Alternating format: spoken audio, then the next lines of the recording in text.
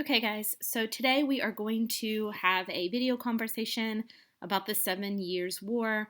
This presentation is going to include just some broad overview type general information and also a brief introduction to the primary source work that I'm going to ask you guys to do in a different folder. So, what can you expect to find here? Just a quick timeline of events, a few important dates, a very quick overview of those events, and then, like I said, a brief introduction to some primary source work and writing practice.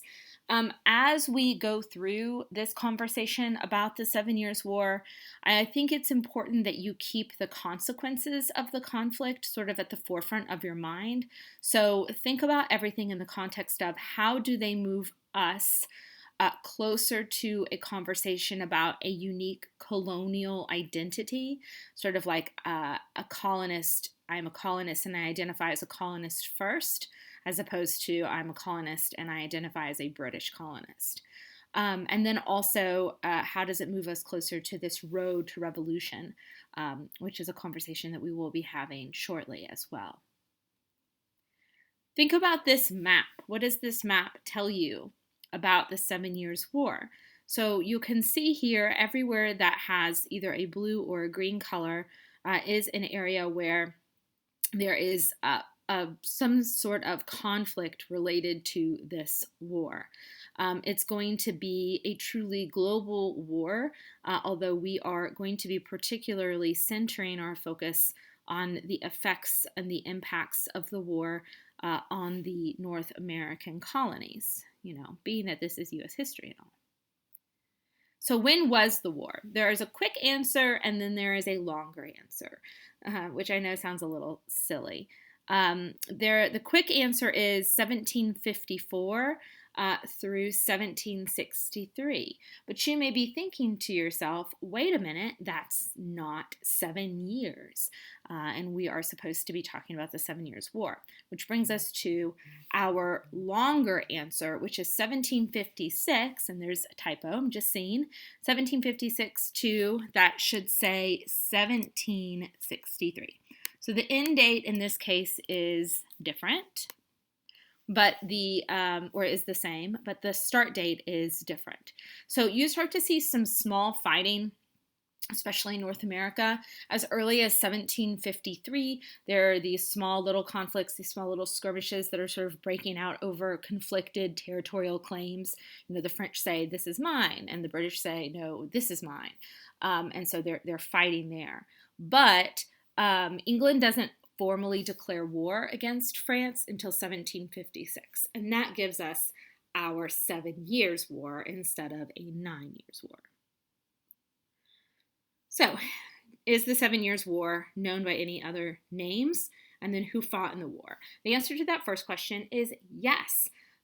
We often will hear the 7 Years' War called the French and Indian War. And as a matter of fact, I believe, and I guess we'll see when I get to the end of this when I remind myself, that the document work, the primary source work question that you're going to have, even refers to it as the French and Indian War. It also has several others that refer to its more global context. When we are talking in U.S. history about the 7 Years' War, a lot of times textbooks and scholars will say French and Indian War. But that's kind of a confusing name because the French and Indian War makes it seem like it's the French versus the Indians, or even the British versus the French and the Indians, like we're fighting all of those groups. But that's not true. It is going to be the British versus the French, but the Native Americans are going to ally themselves with both the British and the French. For different reasons. So I do think that that is a bit of a misleading name, but that's often how the 7 Years' War is understood or described in North America.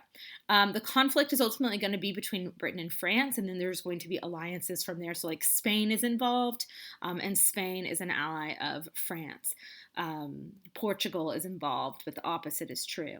The Algonquins are a really notable Native American tribe that side with the French. The Iroquois are a really notable tribe that side with the British. And it's important that Iroquois have made a whole lot of people mad in that region, right? It's important that we don't think of Native Americans as this sort of monolithic group. We are Native Americans, and we're going to fight against Europeans together. Their conflicts amongst each other are just as important to them as any conflict that they might have, if not more important to them, with these European groups. So they're going to be very strategically using the alliances that they're going to form during this 7 Years' War to bolster their own position amongst the different Native American groups of that region. So the Iroquois are very dominant in that area, but smaller tribes may not like being subjugated under the Iroquois Confederacy, and so they may join with the French, just as an example. So I mentioned that other American groups take sides. It's not just those two, and there are other global powers. And Spain's probably the most notable ones because of how valuable their stake in North America was.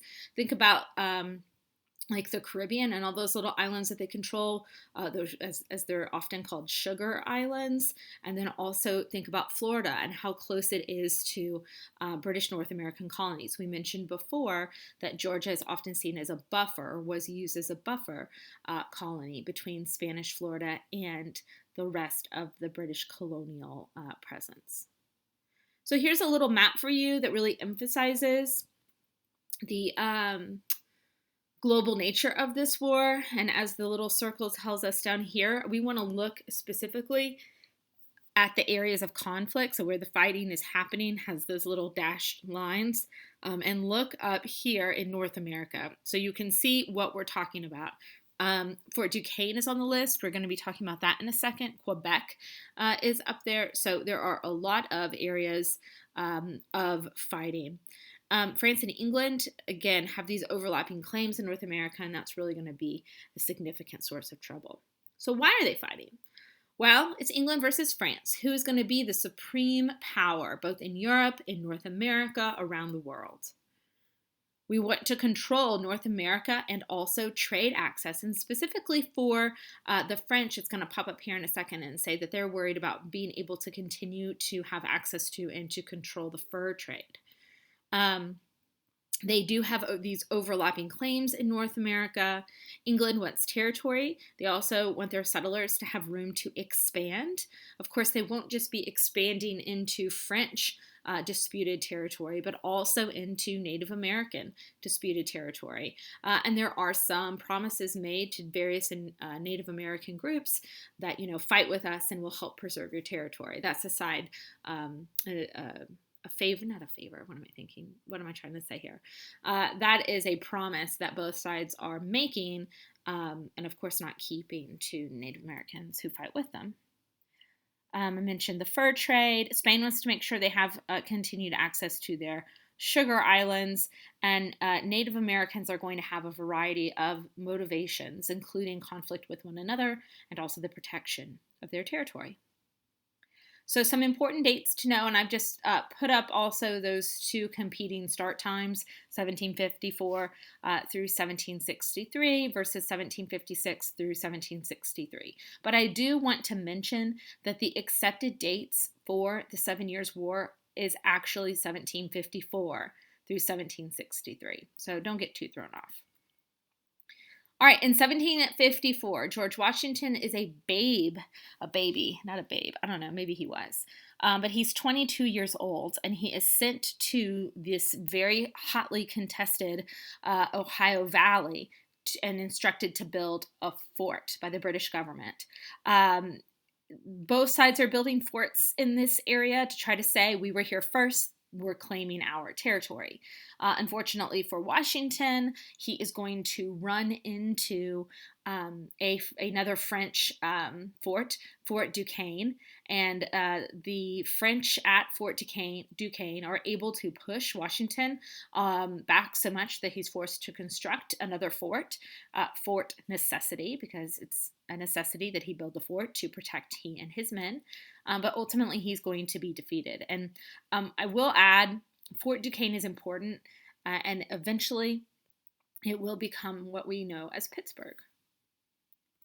In 1755, England wants to try again, and they're going to lose again. They're going to try a little harder this time. They're going to send Edward Braddock, who's a more experienced commander, who will be assisted again by George Washington. So he's so much older now. You know, he's 23. He really has a much better understanding of what's going on politically and militarily. I'm joking. But again, the mission is a huge disaster. As a matter of fact, Braddock is killed, and Washington is forced to lead the retreat home. So we have some really sort of disappointing early losses from the British perspective.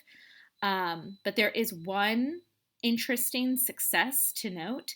The Acadians are removed from this sort of northeastern, or this far eastern part of Canada, just north of like Maine, northeast of Maine. The Acadians are going to be kicked out of that spot. They are French Canadians, and they will be relocated, or they will relocate all the way down to another French possession in what we will call Louisiana. And over time, their name will become Cajun. Cajun is sort of a mispronunciation of the word Acadian. Here you can see Acadia up there, the northeast part of New France. And what I want to draw your attention to is this Ohio Valley, where Fort Duquesne and ultimately Fort Necessity are, and some battles here in the French and Indian War, or the 7 Years' War. See Braddock's name, Washington's name. All right, so 1756, what's going on? Well, Britain is finally going to formally declare war on France, and the British Prime Minister is going to decide now is a good time to dump a whole lot of money into the conflict. And by doing that, you know, more resources, more men, more supplies, and so they are going to actually finally succeed at taking Fort Duquesne, ultimately also the Ohio Valley, Nova Scotia, upstate New York, and even Quebec. They have some early struggles, but when the British decide that they want to get really serious about it, they have a whole lot of successes.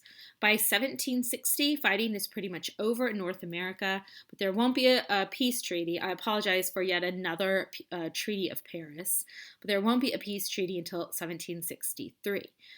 England will emerge as the leading both European and imperial power. Canada will become British. Native Americans are left with just the British to deal with, but they don't have no other large power to play them off of. So they're no longer playing the British against the French. Now they are working to ensure that they have their own lands in the face of a newly confident British Empire, which will be more difficult for them. So if you want to talk about sort of who loses the 7 Years' War, we would say the French, but I would also argue the Native Americans lose a lot here, even those who are on the winning side. So they will continue to face continued encroachment of their land. And also in 1763, we were going to see the Proclamation of 1763, where the British sort of draw this line at the Appalachian Mountains and tell the colonists that they can't settle west, that land will be reserved for Native Americans. And of course, we know that that line is repeatedly crossed by British colonists living in that area of North America, and the British are sort of stuck with colonists who are emboldened. If you think about it, this is going to be one of the first times, or the first time, that Americans are successful and feel as though they now deserve to be taken seriously as an equal partner for Britain. They're looking at the British and they say, look, we fought this war. It was our leadership, I'm looking at you, George Washington. It's our leadership that sort of brings about this British victory in North America. And so we deserve to be taken more seriously. They are also going to adopt things like this Albany Plan of Union. How do we band together as a group of colonies? And it's really the first time that you don't just have, colony A, colony B, colony C, but this large group. And we're going to come together for the collective defense of this sort of solid block of colonies. That's new. What does an American colonial identity look like? We're starting to learn that. Once you develop your own identity, lots of other things come from that. The British are also going to have incurred a ton of debt. I mentioned William Pitt, of Pittsburgh fame, really trying to pour a lot of money into the French and Indian War, the 7 Years' War, and then wanting the British, or the American colonists, I should say, to help repay that debt, because after all, a lot of it was to the benefit of the colonists. At least that's the British perspective. So, and also, if the American colonists are going to continue to cross that proclamation line of 1763, and the British are going to continue to be forced to send in troops to deal with conflict between the colonists, the settlers, and the Native American groups, then they feel the colonists should be forced to not just pay down some debt from the 7 Years' War, but also any debt or any charges incurred in the protection of Americans who are failing to heed the provisions of that proclamation. The issue of salutary neglect also comes into play here. Salutary neglect is the idea that the British had left the American colonists alone for a really long time, that they just kind of didn't care what was going on over there. It wasn't like it was crazy profitable for them. It's nothing like Spain and their sugar islands. But now all of a sudden, after 1763, you see the British going, we need to pay more attention. They need to be paying their taxes. Maybe they could be lucrative for us on some level. We are now not fighting the French anymore, so we can focus more of our attention on governing directly these colonists. And the colonists are going to say, whoa, we have this tradition of salutary neglect. You guys have left us alone. We have been governing ourselves and making our own decision and not having to pay these crazy taxes. So we're now starting to see how the 7 Years' War can have a really powerful impact on this road to revolution. And so this is the question up here at the top that we're going to be looking at. In what ways did the French and Indian War alter the political, economic, and ideological relations between Britain and its American colonies? You will be asked to use documents as well as your knowledge of the time period in your response. There is an example of a document below here. It is a map of North America prior to 1754 and also a map of North America after 1763. And we know that this is the 7 Years' War here. So look at this map. We're going to be dealing with this issue in more detail going forward. In terms of this presentation, let me know if you have any questions, and I will be chatting with you guys again very soon. Thank you.